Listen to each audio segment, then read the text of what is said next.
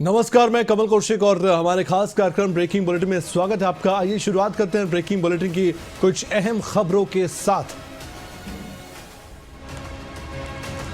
और सबसे पहले बात करते हैं राष्ट्रीय रोजगार मेले की, क्योंकि हम देखते हैं हर साल राष्ट्रीय रोजगार मेला आयोजित किया जाता है और एक साथ हजारों युवाओं को जॉब्स मिलती हैं। 17वां ये राष्ट्रीय रोजगार मेला आयोजित किया गया। 51,000 से ज्यादा युवा ऐसे थे जिनको आज जॉब मिल पाई है।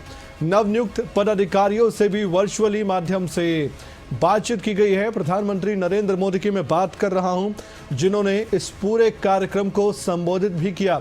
उनकी तरफ से कहा गया कि आज आपको केवल सरकारी नियुक्ति ही नहीं मिली है, बल्कि राष्ट्र सेवा में सक्रिय योगदान देने का एक बड़ा मौका भी मिला है। आगे बोलते हुए उन्होंने कहा कि हमारे लिए नागरिक देवी भव को ही एक मंत्र के तौर पर हमें मानना चाहिए, और जो नागरिक देवो भव का मंत्र लेकर चलता है और नागरिक देवो भव का मंत्र लेकर आगे बढ़ता अपनी नौकरी में, तो इससे युवाओं के फर्ज को निभाने में काफ़ी मदद उनको मिल पाएगी। और साथ ही उन्होंने कहा कि युवाओं को सशक्त बनाना हमारी प्राथमिकता है और युवाओं का सशक्तिकरण एनडीए की बड़ी प्राथमिकता है। उन्होंने ये भी कहा कि हमारे देश में पीएम विकसित भारत रोजगार योजना भी शुरू की गई है और ऐसे में इसके फायदे अब आने वाले वक्त में और भी ज्यादा देखने को मिलेंगे। आज देश के 51,000 से अधिक युवाओं को मिली है। मैं महसूस कर सकता हूं आप सभी के परिवार में कितना आनंद होगा। मैं आप सभी को और आपके परिवारजनों को बहुत बहुत बधाई देता हूं। जीवन की इस नई शुरुआत के लिए मैं बहुत शुभकामनाएं देता हूं। साथियों, आपका ये उत्साह, परिश्रम करने की आपकी क्षमता, सपने साकार होने से पैदा हुआ आत्मविश्वास, इसके साथ जब देश के लिए कुछ कर गुजरने का जज्बा जुड़ेगा, तो आपकी ये सफलता केवल व्यक्तिगत सफलता नहीं रहेगी। आपकी सफलता देश की सफलता बन जाएगी। आज आपको केवल सरकारी नियुक्ति नहीं मिली है, आपको राष्ट्र सेवा में सक्रिय योगदान देने का अवसर मिला है। और अब बात करेंगे हरियाणा के उन सरकारी कर्मचारियों की, पेंशनर्स की, जिनके लिए अच्छी खबर निकलकर सामने आई है। और ये खबर दिखाना बहुत ज़रूरी है, क्योंकि सरकार ने एक बड़ा ऐलान कर दिया है। जी हाँ, महंगाई भत्ते में बढ़ोतरी कर दी गई है। सरकारी कर्मचारी और पेंशनर्स इस खबर को सुनकर ज़रूर खुश होंगे। और विस्तार से आपको बता दें कि हरियाणा सरकार ने महंगाई भत्ता 3% बढ़ा दिया है और कुल महंगाई भत्ता 55% से बढ़कर कितना हो गया है?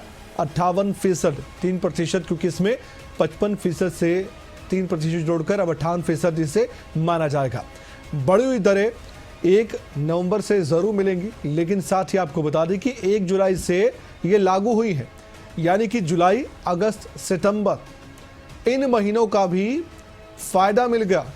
और ये जो फ़ायदा मिला है ये एरियर के तौर पर मिलेगा। नवंबर में वेतन के साथ ही बकाया भत्ता मिल जाएगा, जुलाई, अगस्त, सितंबर का। अक्टूबर में महंगाई भत्ता 3% बढ़ाकर दिया जाएगा।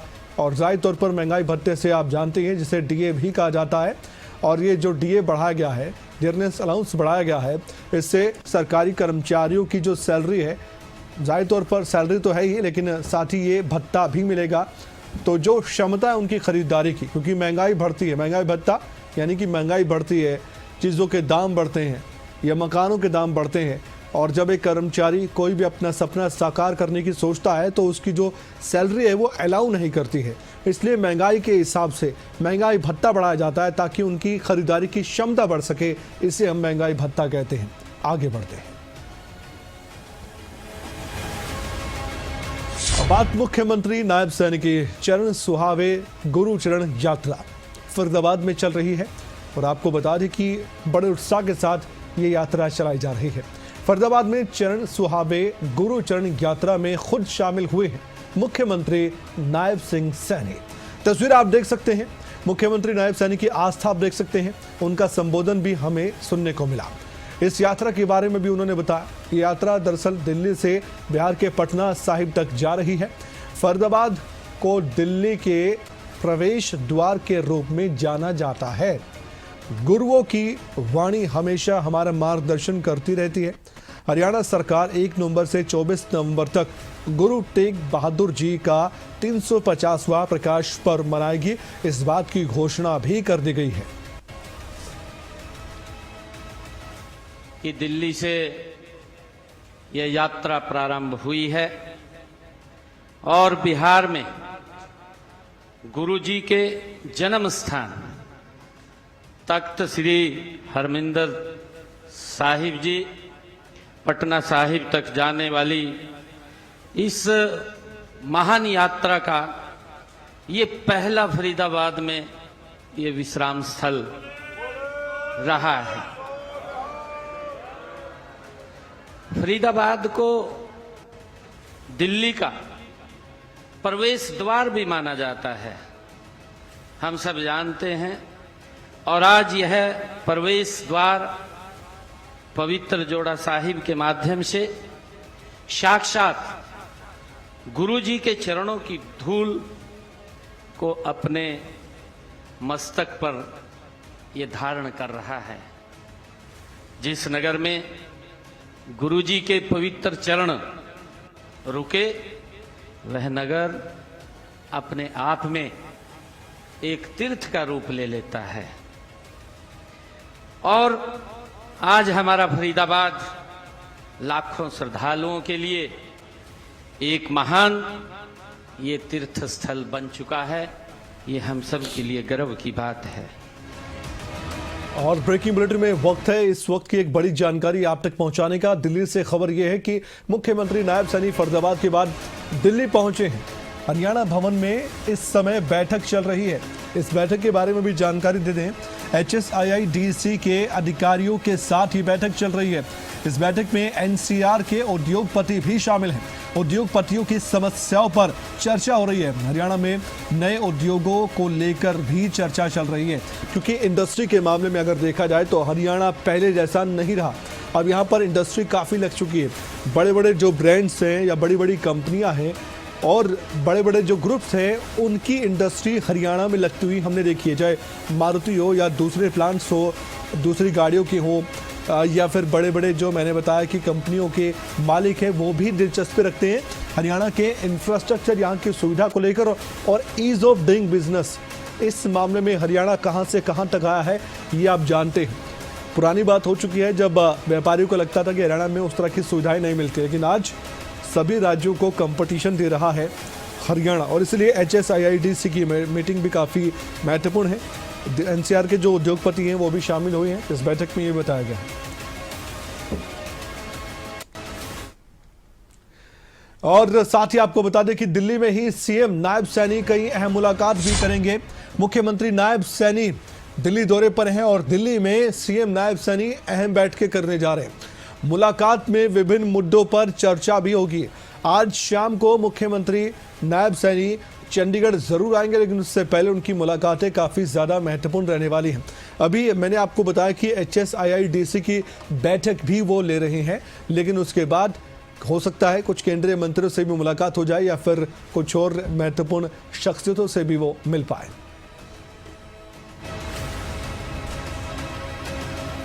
और अब बात करेंगे नेता प्रतिपक्ष भूपेंद्र हुड्डा की। जब से नेता प्रतिपक्ष उन्हें बनाया गया है तब से अपनी भूमिका निभाने का भरपूर प्रयास कर रहे हैं भूपेंद्र हुड्डा।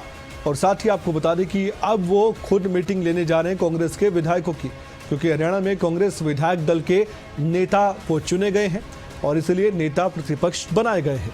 एक बड़ी बैठक बुलाई गई है नवंबर के शुरुआत में ही। तारीख भी बताई गई है 3 नवंबर।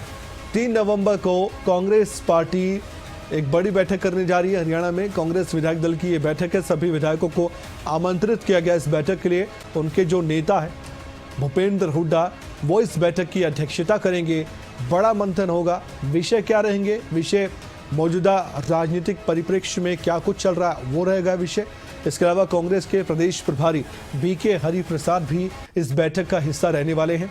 हरियाणा कांग्रेस के अध्यक्ष को भी यहां पर आमंत्रित किया जाएगा। जाहिर तौर पर राम नरेंद्र भी अपनी मौजूदगी यहां पर दिखाएंगे। नेता प्रतिपक्ष चुने जाने के बाद पहली ये उनके अध्यक्षता में बैठक होगी। कांग्रेस पार्टी कार्यालय में मंथन होगा। सभी विधायकों से पूछा जाएगा आगे कांग्रेस पार्टी को कैसे बढ़ाया जाए। संगठन के स्तर पर अलग बात है, लेकिन जब विधायकों की बात होती है, क्योंकि उनका जिम्मा बड़ा है, उनको जनता ने मौका दिया है, वो अपना सही तरीके से उस मौके का फायदा उठाकर लोगों के लिए काम करे, लोगों के हित के लिए आवाज विधानसभा में उठाए, और उनको लीड कर रहे हैं नेता प्रतिपक्ष भूपेंद्र हुड्डा। अब बात करेंगे एएसआई सुसाइड केस की। क्या वाकई में सीबीआई जांच हो पाएगी? सवाल बड़ा है, क्योंकि अब मांग यहां पर सीबीआई जांच की उठ रही है। एएसआई संदीप लाठर के साथ जो हुआ वो कतई नहीं होना चाहिए था। जो उन्होंने किया वो सही ठहराया नहीं जा सकता, लेकिन किस हालात में किया, क्यों किया, ये जरूर चर्चा का विषय है। खैर, मामले में एसआईटी की जांच भी चल रही है। 4 नामजद आरोपियों के खिलाफ शिकायत दे दी गई है, और ये शिकायत किसी और ने नहीं बल्कि एएसआई के पत्नी की तरफ से दी गई है। एक अन्य व्यक्ति के खिलाफ भी शिकायत दी गई है, यानी कि 4 तो ऐसे नाम हैं, बाकायदा उनके नाम से शिकायत दी गई है कि कौन कौन से वो नाम हैं, लेकिन एक अन्य व्यक्ति भी है इस मामले में। पुलिस अगर जानकारी ऑफिशियल देगी तभी मालूम होगा, लेकिन खबरें अभी तक के पास एफआईआर की कॉपी है। मामले में सीबीआई जांच की मांग भी उठ रही है। एएसआई संदीप लाठर की एक सीसीटीवी फुटेज भी सामने आई है। इस सीसीटीवी फुटेज को आप देखेंगे, ध्यान से आप देखिए। इसमें स्कूटी पर सवार होकर एएसआई संदीप आते हुए नजर आ रहे हैं, और ये जो सीसीटीवी है करीब सुसाइड से 1 घंटे पहले की बताई गई है। खेतों की ओर जाते दिख रहे हैं एएसआई संदीप लाठर इस स्कूटी पर। उनके मन में इस वक्त क्या चल रहा होगा, क्या सोच रहे होंगे, क्योंकि अपनी जिंदगी अपनी हाथों उन्होंने खत्म कर ली, लेकिन ठीक 1 घंटे पहले स्कूटी पर सवार होकर जब यहाँ से जा रहे थे, तो क्या पूरी तरह से ये मन बनाकर जा रहे थे कि आज उनको सुसाइड करना ही है? बहुत मुश्किल होता है ये सब सोचना, समझना, और उसके बाद ये काम कर लेना। इसे बिल्कुल ठीक नहीं ठहराया जा सकता, और ये गलत है। लेकिन फिर भी जो हालात बने एएसआई के साथ, वो वही समझ सकते हैं, और उन्होंने अपनी आप बीती भी बताई। लेकिन साथ ही एक केस चंडीगढ़ में चल रहा है, और वो है आईपीएस वाई पूरण कुमार के सुसाइड केस का। लेकिन कनेक्शन रोहतक का और चंडीगढ़ का कैसे हुआ, इस खबर को देखिए। आईएएस अमनीत पी कुमार, जो कि आईपीएस वाई पूरण कुमार की पत्नी है, उनके खिलाफ ही शिकायत दे दी गई है। रोहतक के एएसआई संदीप सुसाइड केस से जुड़ा यह मामला है। एफआईआर में 4 नामजद लोगों के नाम है। आईएएस अमनीत पी कुमार का नाम एफआईआर में शामिल किया गया है। इस एफआईआर में एक तो शख्स है सुनील, गनमैन सुशील, उसका भी नाम है, और अमनीत के भाई अमन रतन का नाम भी शामिल किया गया है इसी एफआईआर में जो आप देख रहे हैं। एक अन्य का नाम भी है, उसके बारे में जानकारी अभी नहीं मिल पाई है कौन है वो शख्स, लेकिन कुल मिलाकर 5 नाम बताए गए हैं। खबरें अभी तक के पास ये एफआईआर की एक्सक्लूसिव कॉपी है जो आप देख रहे हैं। और मैं एक बार फिर से बता दूं कि आईएएस अमनीत पी कुमार की मुश्किलें बढ़ सकती हैं, क्योंकि पूछताछ के लिए उनसे भी सवाल जवाब हो सकते हैं। क्यों उनका नाम आया ये तो अब परिवार बता सकता है, पुलिस की जांच बता सकती है, लेकिन उनका नाम एफआईआर में शामिल जरूर किया गया है। जैसे कि मैंने बताया, उनका नाम है, सुनील का नाम है, और गनमैन सुशील का नाम है, अमनीत के भाई अमर रतन का नाम है, और एक और शख्स का नाम इस एफआईआर में शामिल है। आगे क्या होगा देखना दिलचस्प होगा। अब मामला एक कुरुक्षेत्र का ऐसा सामने आया जिसने सबको हैरान कर दिया। सोचिए, एक पुलिस अधिकारी जो आपकी सुरक्षा के लिए है, आपको न्याय दिलवाने के लिए है, लेकिन उसी पर रिश्वत के आरोप लग जाएं तो फिर हैरानी होती है। पर इस मामले में कुछ अन्य मोड़ भी है। एसएचओ ने रिश्वत क्यों ली, ये सवाल बड़ा था। सिटी थाना एसएचओ के रिश्वत मामले में एक नया मोड़ गया आया कि घटना का एक चश्मदीद भी सामने आ गया। चश्मदीद क्या बता रहा है? वो कह रहा है कि यकीन नहीं हो रहा कि सीसीटीवी फुटेज वहाँ पर जो कैद हुई होगी सीसीटीवी में, उसको देखा जाए उसमें सब कुछ दिख रहा है। और सीसीटीवी की मौजूदगी में रिश्वत कैसे ली जा सकती है? चश्मदीद की भावनाएं क्या एसएचओ के साथ जुड़ी हुई हैं या फिर वो निष्पक्ष तरीके से अपनी बात रख रहा है? ये भी सवाल बड़ा है। लेकिन अगर सवाल एसीबी के कर्मचारियों पर, अधिकारियों पर उठे हैं तो जवाब देना चाहिए। एसीबी ने 50,000 रुपए की रिश्वत के आरोप में गिरफ्तार किया है। हालांकि इससे भी ज्यादा रिश्वत लेने का आरोप तरह तरह का लगाया गया। सोशल मीडिया पर वीडियोस भी हैं, कुछ यूट्यूबर्स ने भी वीडियो डाले हैं। सिटी थाना एसएचओ विनय कुमार को गिरफ्तार भी कर लिया गया। उनकी तस्वीर आप देख सकते हैं, ये है विनय कुमार।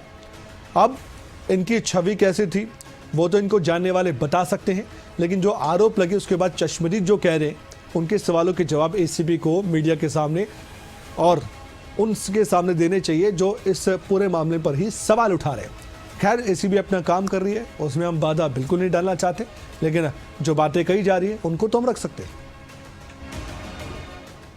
ऐसा हमारे पास शिकायत गई थी टोल फ्री नंबर पे, मैं अपना एसीबी हेडक्वार्टर सेक्टर 23 पंचकुला में। तो जैसे शिकायत गई तो उन्होंने शिकायत में लगाया आरोप, एसएचओ थानेसर हैं विनय एसआई। उन्होंने किसी केस का, उनका कोई सिविल केस था कोर्ट का, उसकी एवज में 5 लाख रुपए की उन्होंने कहा भी मेरे से इन्होंने मांग की थी। अगर भी मैं 3 लाख रुपए इनको दे चुका था, 3.5 लाख में इनकी बात तय हुई थी। तो बकाया 50,000 रुपये लेके इनको बुलाया था कुरुक्षेत्र में। यहाँ पे कुरुक्षेत्र में भी आप यहाँ आ जाओ, भी 50,000 रुपये यहाँ दे के जाओ। तो उसके बेस पे हमने रेडिंग पार्टी तैयार करके तो हमने कंप्लेनेंट को साथ लेके यहाँ पे रेड की। इन्होंने 5 लाख रुपए की मांग की कि 10 मिनट के अंदर अंदर 5 लाख रुपए देने पड़ेंगे, नहीं तो हम, वो सागर सिंह तो था नहीं मौके पे, वो तो नेपाल में है, उसकी घरवाली और उसके फादर को हम गिरफ्तार कर लेंगे उसको शरण देने के मामले में। ठीक है जी। तो बड़ी मुश्किल से करके 3.5 लाख रुपए में ये माना। 3 लाख रुपए परसों इनको दिए हमने कैश नगद, ठीक है। और 50,000 रुपये देने के लिए इन्होंने आज के लिए बोला था। इनका मेरे पास फोन आया कि सर्किट हाउस के पास मिलो और मुझे 50,000 रुपये दे दो। तो सर्किट हाउस के पास में जाके इनको 50,000 रुपये दिए, जिसमें रंगे हाथों पकड़े गए पंचकुला विजिलेंस टीम के द्वारा। ऐसा था जी, हम यहाँ पे घूमते हैं शाम को, एकदम गाड़ियाँ के रुकी ऐसा तो सबकी, तो हम इधर से आने लग रहे थे। तो क्या हुआ, एकदम से एक और गाड़ियाँ के रुकी उनके साथ। तो उसमें से जो बंदा उतरा अंदर से, तो एकदम से उसने एक पैकेट सा पकड़ाया उनको, एसएचओ साहब को। मुझे तो पता नहीं था कि आपसी क्या मैटर है इनका। तो उन्होंने एकदम से पकड़ा, उन्होंने लेने से मना करा, उसने जबरदस्ती एकदम से वो किया, ध्यान चले जाता है एकदम से कि कोई क्या कर रहे हैं इंचार्ज के साथ जो भी है। तो जैसे ही उन्होंने वो पैकेट पकड़ाया, एकदम से 2 गाड़ियां के रुकी, एक सामने से और 2 पीछे से। तो उन्होंने एकदम से आके उनको पकड़ लिया। बाप बेटे की हत्या कर दी गई है। मामला सोनीपत का है। दिन दहाड़े पिता और पुत्र की हत्या का ये मामला है। स्कॉर्पियो सवार बदमाश आए और ताबड़तोड़ गोलियां चला दी गई। पिता पुत्र की हत्या से सनसनी फैल गई और मामला बहुत संगीन है।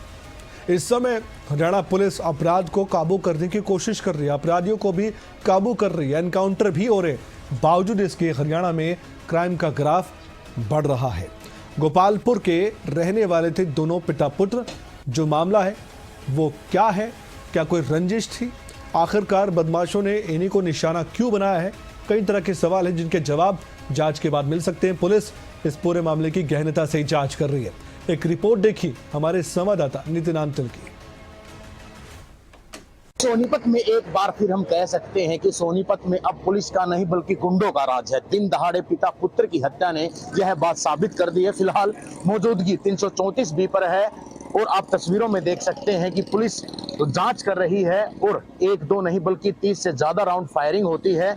जो पिता पुत्र बाइक पर सवार होकर गांव गोपालपुर से खरखोदा की तरफ आए थे, लेकिन उन्हें नहीं पता था कि इतनी बड़ी वारदात उनके साथ होगी। काली स्कॉर्पियो सवार बदमाशों ने ताबड़तोड़ गोलियां चलाई। मोहित और धर्मवीर जो पिता पुत्र थे, वो पहले मैं बाइक चाहूंगा अपने सहयोगी को दिखाएं कि बाइक के ऊपर पुल फ्लाईओवर के ऊपर दिखाई दे रहे हैं। इसी बाइक पर सवार होकर वो खरखोदा आए थे और कूदकर भागने का प्रयास कर रहे। तो आप नीचे गोलियां देख सकते हैं कि गोलियां ताबड़तोड़ उन पर चलाई गई। दूसरी तरफ जब गोलियां चला रहे तो बदमाशों ने आगे डिवाइडर नहीं दिखाई दिया और गाड़ी स्कॉर्पियो भी आपको दिखाई देगी। इसी स्कॉर्पियो में सवार होकर बदमाश पहुंचे थे।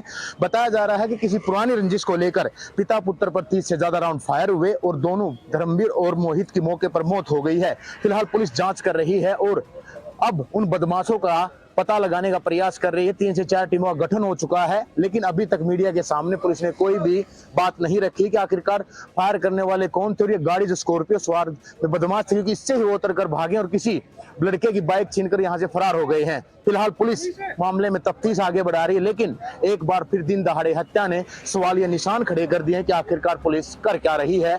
अब देखना यही होगा पुलिस आरोपियों को कब तक गिरफ्तार करेगी और मामले में खुलासा करती है। सोनीपत से नितिन अंतिल, खबरें अभी तक। एक और दंग कर देने वाला मामला सामने आया। सोचिए, कई बार जब हम हवन यज्ञ करवाते हैं, पूजा पाठ का काम करवाते हैं, पंडित घर आते हैं, पुजारी आते हैं, लेकिन उसी में से एक पुजारी पर अगर आरोप लग जाए तो फिर काफ़ी गंभीर मामला हो जाता है। मांगलिक दोष के चक्कर में खुद पर ही दोष लगा बैठा एक व्यक्ति। ये मामला पानीपत का है, जहाँ पर एक व्यक्ति पर युवती से छेड़छाड़ के आरोप लगे। पुजारी बनकर मांगलिक दोष का हवन करने के लिए यह आरोप आया। पुलिस ने आरोपी को गिरफ्तार कर लिया है, 14 दिन की न्यायिक हिरासत में भी भेज दिया है। और ये जो व्यक्ति है, ये सोनीपत के सनपेड़ा का रहने वाला बताया गया है। इस आरोपी से पूछताछ चल रही है। शिकायत के आधार पर ही कार्रवाई पुलिस कर रही है। अब इसके किए की सजा इसे मिल पाएगी। एक पंडित ने रिश्ता करवाया था, तो उसने जो कर मंगली दोष बता दिया। फिर तो मंगली दोष तारने के नागा घर पे आया, तो घर पे आने के बाद घर पे कोई था नहीं, मैं और लड़की थी। तो उसके बाद उसने जो वो करके अमन, तो मैं मंदिर में भेज दी, प्रसाद लेकर से मंदिर में चढ़ा। मैं कहा लड़की को ले जाओ ना, एकली न जाना। तो मैं एकली चली गई। तो मेरे जाने के बाद लड़की के साथ छेड़छाड़ करनी करी बहुत ज़्यादा। पंडित हमारे घर आया था मंगलिक के दोष उतरवाने के लिए।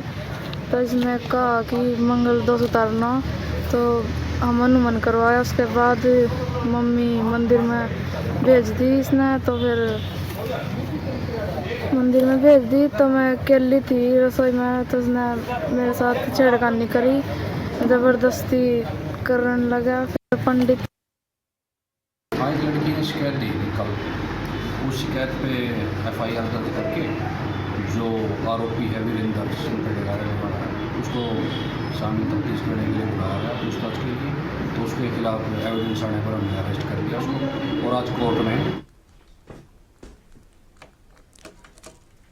और बदमाशों का हिसाब हरियाणा पुलिस कैसे करती है, मैं एक एग्जांपल आपके सामने रखता हूं।